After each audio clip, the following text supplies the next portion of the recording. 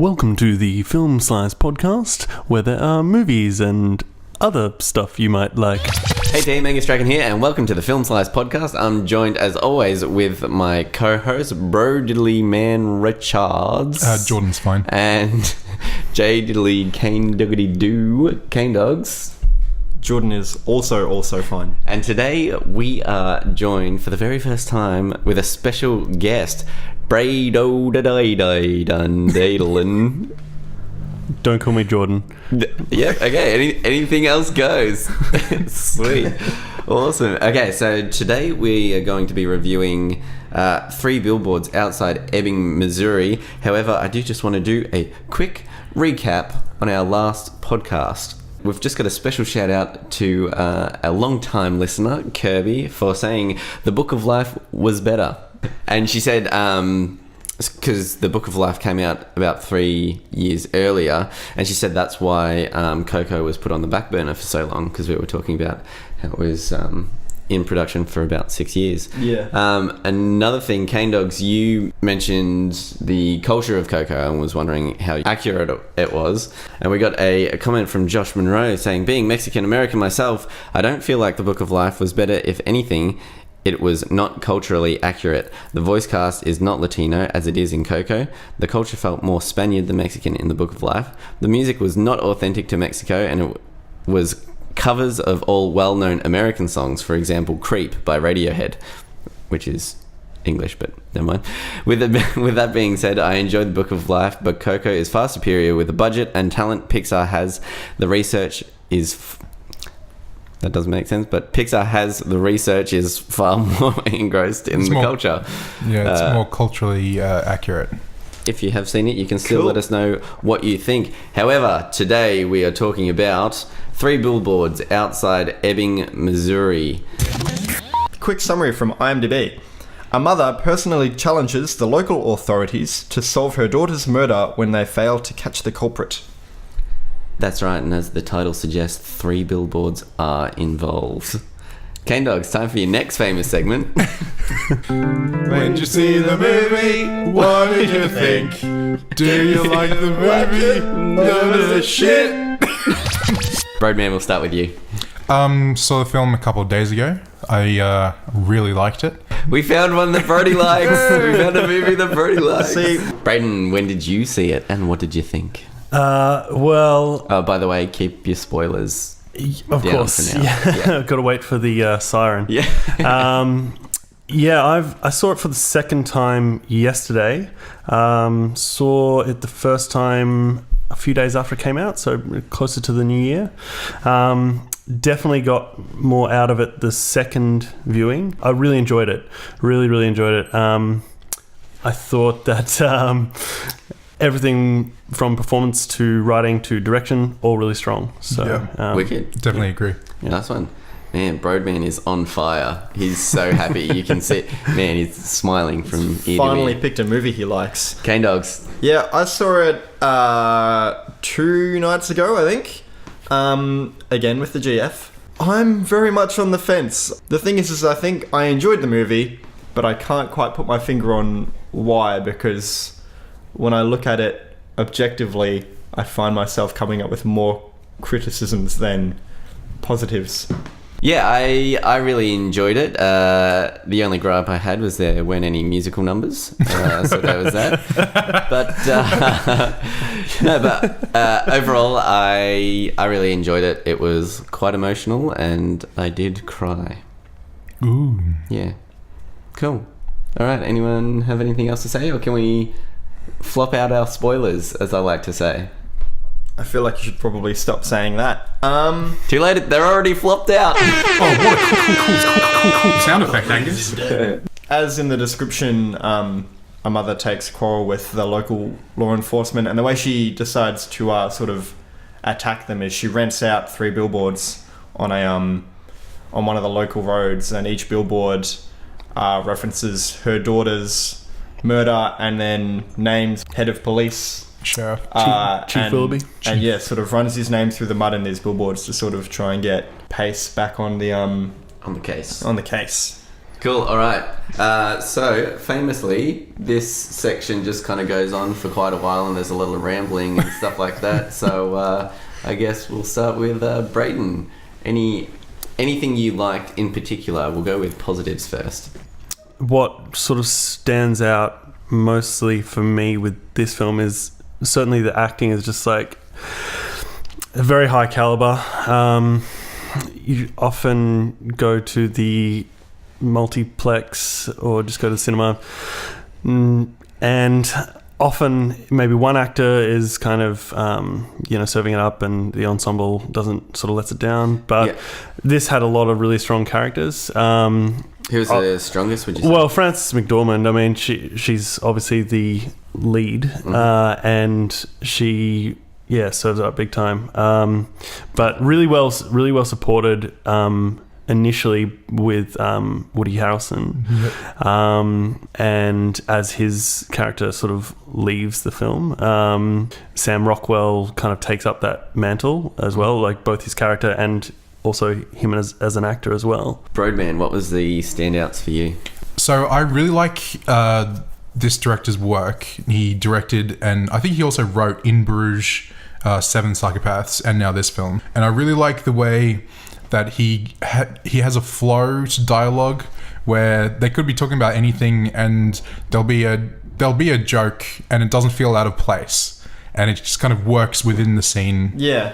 And it doesn't take you out of the film. It just kind of draws you in a bit more and just like and helps you understand the characters. This weaves black comedy into some very serious scenes, and it works. It definitely. I think he's really good at making that work. That's definitely his style. I mean, I, to my great shame, haven't seen Seven Psychopaths just yet. It's on my list, which is a mile long, but I have seen In Bruges, and I mean, that was almost marketed as a comedy, but it's a pretty dark film as well. He's very good at dark humor. So I just really like the combination of what I thought was excellent cinematography combined with the flow of every scene and the incredible acting. I just loved every minute of this film, and it surprised me, which is good, because most films these days, like I've talked about, just never surprise me. It's like, oh yeah, I saw that coming. I saw that coming. I was watching this film I thought I'd worked out the ending within the first 20 minutes, because you've got Woody Harrelson, not sure where to go with the case, and then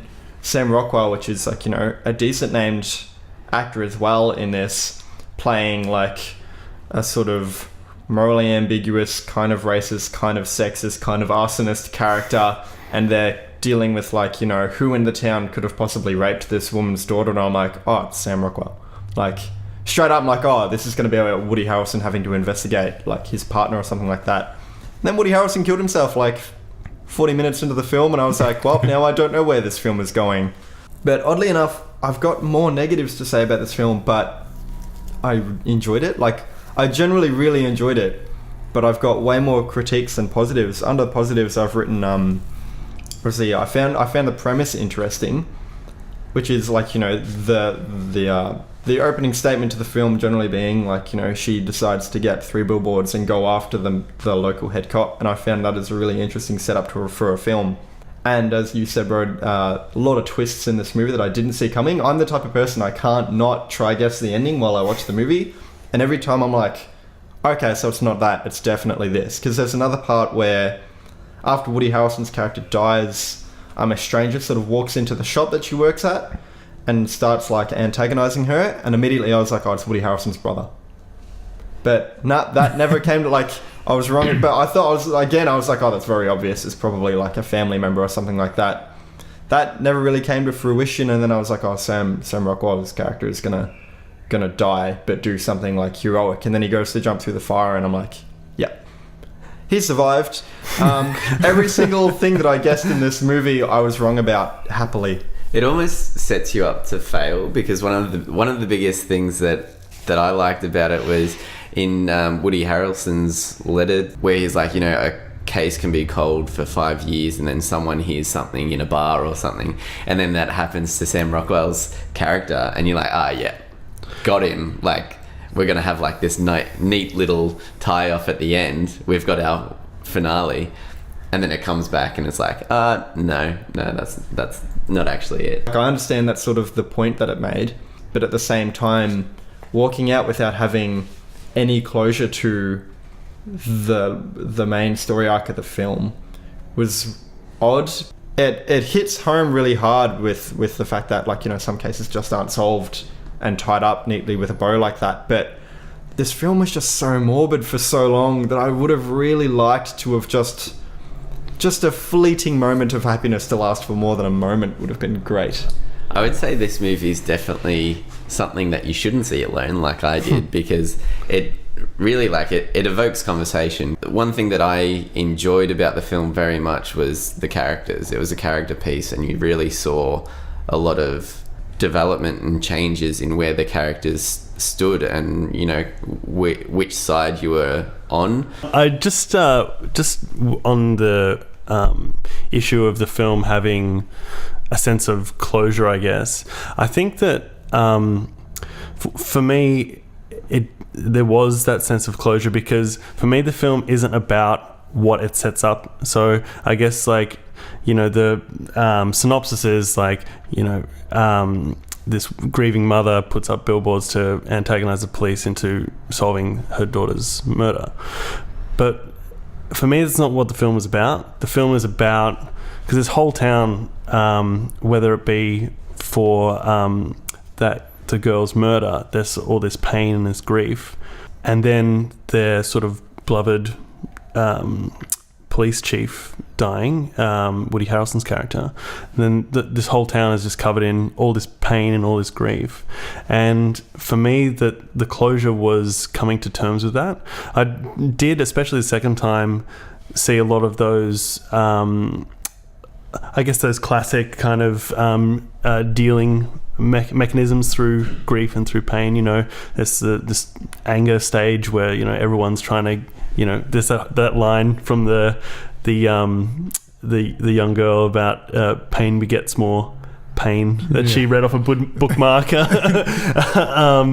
I think that even though it was kind of like, you know, from a naive character, that's still, you know, a really important part in the film, where you think that there's a scene where Mildred is sort of confronted with her ex-husband who's sort of antagonizing her, and that's right after that line of pain begets more pain, and you think that she's going to then just like glass him with a wine bottle, but she chooses the higher road. And I think that's an important part of the film. And then going on, when she does have a little bit of hope that her daughter's murderer might be caught because of Sam Rockwell's character's actions, she does have that hope. But then when that's taken away, it's like, then she has a choice of like, well, am I going to just like sit in my pain for all this time? And when they're driving away to maybe you know, kill this guy, they sort of turn to each other and it's like, are you sure about this? Are you sure we're going to go and kill this guy? And it's just like, we'll decide along the way. And I think that's a big kind of overarching thing about the film. It was just like, life doesn't really kind of wrap up in neat bows. There's like always going to be things that are sort of coming up that you're not sure how to deal with. And, you know, you just got to, it's about the journey, not the destination, as the old cliche goes. Yeah. No, that's it. This film kind of reminded me of a Coen Brothers film, where it was just like, it was dark with moments of humor and kind of light and innocence, and then kind of ended in a moment where it didn't sum up some like major storyline, but it had a kind of like a way to end it that it was kind of right for the characters. Which because I feel like I don't really need a massive closure moment in films, because when I watch films like that, they're usually very Hollywood, in the sense of you guess everything that happens. Brody famously doesn't like happy endings. Yeah, and then it's like, oh, and here's the end, and it's like, oh, okay. I much prefer a film like this. At the end of this movie, do you feel like, with where the characters have progressed so far, that firstly they would kill the person or that they wouldn't? And do you feel like they would agree, or do you think that would be an argument that would be had? So I think that the movie as a whole is kind of summed up in the saying, an eye for an eye leaves the whole world blind, because basically that's what they're doing. They're kind of delivering blows between each other. They're trying to take what was taken from them. So I would say that the movie, it kind of expresses that enough so that when they get there, they wouldn't. So you think they wouldn't? I don't think they would. And you think they'd no. both agree not to, or one of them would want to more than the other? I reckon that they would get there. It's Sam Rockwell's character would just beat the guy, and then Mildred, she might get in a few punches, but then they would leave him alive. I actually think Mildred would, and Sam Rockwell would actually be the person. Dixon would be the character to actually stop, because I think he has. From my opinion, I would actually see it as if Dixon was the main character of this film. So I feel like he had way more progression than anyone else in this movie. And I honestly think he, more than Mildred, has learnt the era of acting before thinking. He might wake up to the senseless violence of it all and actually pull her off of him. I would agree with that, with the exception that at the very end, he's depicted as the only one that brings a weapon, because he's the one that brings the shotgun, and I think that takes Mildred aback a little bit, because she kind of has a double take at that. Yeah, she brings like sandwiches and a coffee and like a thermos. yeah. And puts that in the back of the car. She wants to sit him down and have a good talk. And Don't tell Peter Dinklage; he'll be very upset. I think for my part, that wasn't necessarily something that I'd thought about after seeing the film. Again, just because that sort of chapter was sort of closed for me. But I think that with the character arc of Dixon, Sam Rockwell's character, I mean, there's that, obviously in that letter, there's that line about, what a detective needs is more than anything is love. And I think that's, he's learnt that. And I think that the journey of them going to potentially confront this guy is more about that's more the catharsis rather than the actual just like killing him. But again, it's kind of, this film in the world that it's sort of set up in takes so many twists and turns. It's hard to say, and I think it's sort of it's something that is great about this movie, is that the characters are so complex that, I mean, we're having this conversation right now, we've all got differing opinions of whether they would go and kill this guy or not. That's true. That it's hard to sort of know, given whatever circumstances, how they would act. I think that's a testament to the film and the acting as well. What I did want to touch on, oddly enough, there's quite a lot of there's a lot of laughs in this movie. I had a lot of laughs in this movie, even some of the parts that were morbid. Dixon's character, the scene where he actually walks into a building and knocks that guy out and throws him out a window. I actually laughed during that scene quite a bit. Yeah, I was smiling the entire time. I was like, taken this is great. This but is it amazing. also looked awesome, because it finally felt like there was something being done in this movie that wasn't being done with words. And even though it was being done to the wrong person, the way in which it was sort of created and the way Sam Rockwell portrayed his character, he's so charismatic even when he's being that morbid, that it was still enjoyable to watch. I thought the funniest part was when he gets burnt and he winds up in the hospital, and the guy that he threw out the window is in the bed next to him, and he offers him orange juice and stuff, and he's like, I'm sorry for throwing you out the window. There's a lot of really sort of intricately written scenes, and that is the director putting a lot of faith in the actors, because on paper, I feel like on a script wouldn't be very funny to read, but the actors portray like a sense of black comedy so well. Like Woody Harrelson, that guy does comedy so well in his own way. He's so charismatic on almost every scene, and even the morbid parts, even his small insults to people are genuinely funny. Even just the little things that he says in shit moments of his life are still funny. And even he commits suicide, and then you read the notes that he wrote, and there's a part where he's like, and just to spite you, I paid for the next month of Billboards so that you have to justify them to people. I found it genuinely actually very funny, and Peter Dinklage is such a good sport.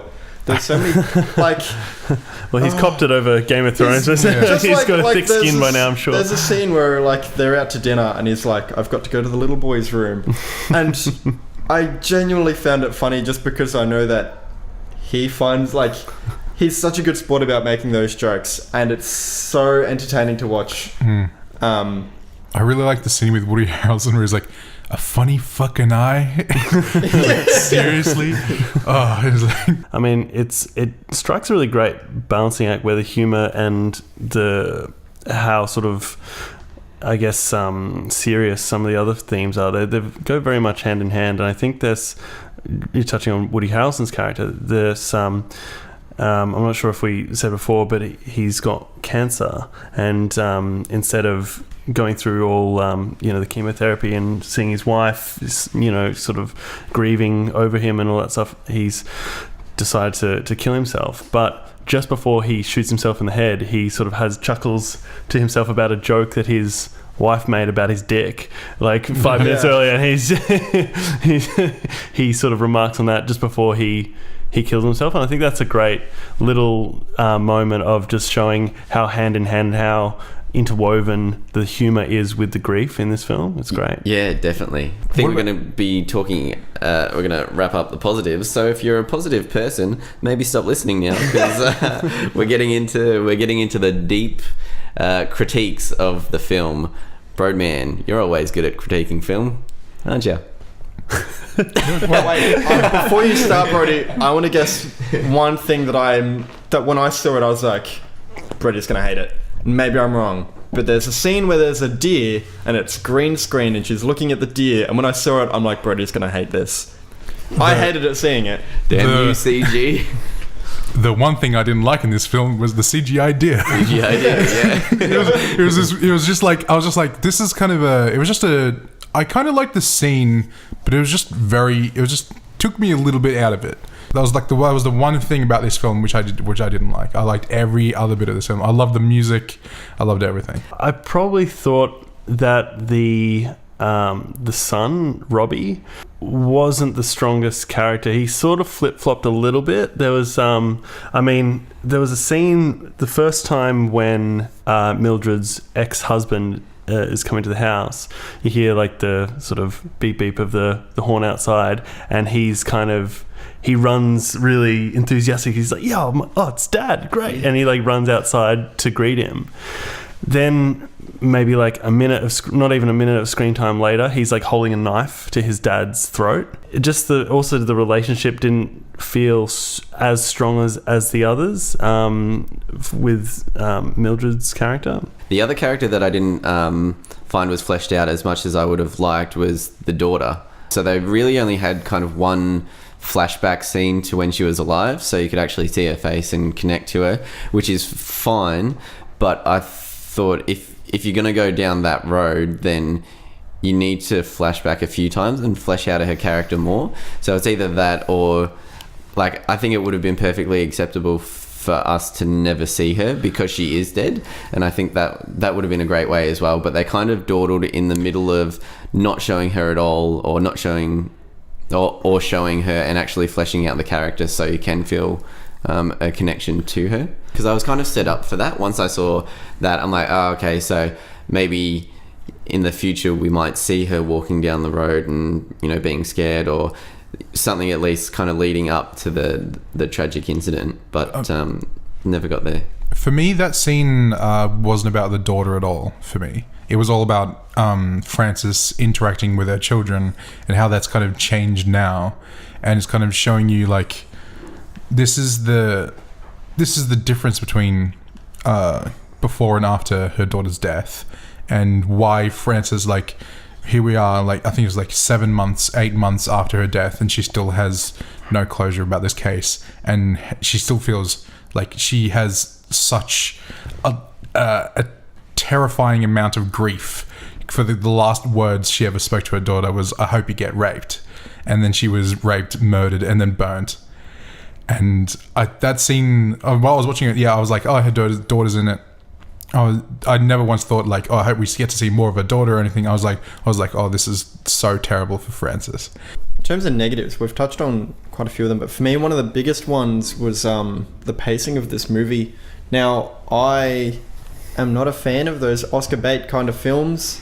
I absolutely appreciate the drama that was in this, but I felt like there were a few too many moments where characters were in perfect silence, reflecting. Like, I think there's like 7 or 8 scenes with Mildred where she's just sitting by herself reflecting, and there's just some moments where it really lulled for me. Like, the film really took a pause for me midway through, where I got genuinely bored. I disagree. I think the pacing did what it was designed to do, which was to make the audience feel quite uneasy. And those lulls did kind of make me, at least, really kind of delve into the whole situation that they were in, and I think that's what the pacing did. It's weird because you don't like it, but I feel like it was specifically put in the movie so that you wouldn't like it. I like it when people make films and hang on certain moments, even if there's it's not super necessary to hang on moments. Yeah, so we're going to move on to one of our last segments. We're going to talk about who would you recommend it to, and famously on the podcast we've recommended it to a few people, some of which being Jordan's parents, and for the first time ever on the Film Slice podcast, here is Jordan's dad. Hello. G'day Pete, how you going? You're on the podcast, you're live. I'm very good. Oh, that's good. Now, what's going on? So we're reviewing the movie 3 Billboards outside Ebbing, Missouri, and Jordan said you'd seen it? I have seen it. Excellent. We wanted to get your thoughts. We went and saw it last Wednesday. So last Wednesday week, I thought it was really cool. The thing that I liked about it was that it had some violence, some humour, and I thought it was a pretty good storyline. Definitely, I think we all agree. I think we're all kind of on that board. One of the biggest questions is, you know, at the very end when they're going and they're contemplating whether to kill the guy or not. Yes. That was quite bizarre. Not the ending that I expected. I would have expected that the results of the fingerprints that came back off the guy's drink, etc., would have led to him being perceived as the guilty party. Yeah. And then they would have decided, let's shoot the bastard. Yeah. End of story. Do you reckon, with the ending that you got, do you think that they would have killed the person or not? Because there was kind of that moral unbalance there. I don't think they would have. No, I don't think they would have. Genuinely surprised. I think that was just to satisfy the viewer rather than to satisfy the two parties involved. And no, I reckon they probably would have gone off and got to a point in time and realised that they were totally screwed. Yep. One of them would have set another one on fire. Well, Pete, you and me are in the same boat. I think Jordan said that they would kill him. Well, that's, look, I mean, it's hard to know what they would have done at the end. Who knows? They might have just pulled over and had a good fuck. Yeah, well, that's also true. Oh, awesome. Hey, thanks for being on our show, Pete. My pleasure. No worries. We'll call you again soon. No, we won't. See you later. See you, Pete. My dad, everybody. All of a sudden, there's far less questions about who I am. I was not expecting You've that. heard it from me, you've heard it from Brody, you've heard it from Jordan, and now you've heard it from Jordan's dad. Following on from that, with this new piece of information and another outlook on it, who would you recommend this movie to? Apparently, my dad. I would recommend this to almost anyone, unless I knew that they weren't too into films that aren't so direct and conclusive. Philosophical, yeah. So I think I'd recommend this to some deep thinkers, some film appreciators, but I honestly wouldn't recommend it to the average film goer that's looking to just get a good hour and a half out of their buck, because I think they might walk away feeling very dissatisfied with the ending and also probably more unhappy than when they walked in. Yeah, I would recommend it to a lot of people, not kids. Like, not point. children. What is this film rated? Is it MA 15 15 plus. Yeah. So if you're a regular cinema goer, and I'd definitely recommend to a vast audience. It definitely has a lot going on in there, and I think that when people are exposed to something a little bit different, then I think a lot of people actually enjoy it. It's just about getting the eyeballs on the screen. I would say this movie is a drama out and out. Even though there is comedy, it's definitely a drama, and it's not a soap opera drama where someone slept with someone's wife and they've got to root that path, but pun intended. We want to call my dad back, Angus. I would say this is very, very much a drama, a hard-hitting one. It talks about some very real topics, so I would recommend this to people who are willing to invest time and invest themselves into this film. You can't go into it half paying attention. You wouldn't watch it on a Sunday night at 12 o'clock in the evening. Like that's not what kind of movie this is. But if you're a film lover, definitely recommend it, because there's definitely some good takeaways from it. All in all, an interesting experience. So usually we end these podcasts by doing something related to the movie. Like we've done an acapella, you've sung a song. So to see us out on this one, Angus is going to set Brody on fire and throw him out a window. You ready, Brad? I'm ready. I'm just kidding. That's a plot twist, just like in the movie. I'm doing it to Jordan. I wasn't sure it was all going to go down like this, but thanks for having me. Special thanks to our guest, Brayden. Well done. Well done for surviving a podcast with us three. Interesting. Brady It's been an absolute pleasure. Not a fake pleasure. Not a fake pleasure. Legitimately surprised. I didn't fake it. If that's what you wanted to know, yeah. That's good. I asked that question a lot. I'm glad to finally have a positive answer. I was going to make that same burn. Burn just like I did to your face. Ooh. Okay, bye. You just listened to the Film Slice podcast. Hope you had a bit of a fun time. You can reach us on Twitter at film_slice_pod and on YouTube and that.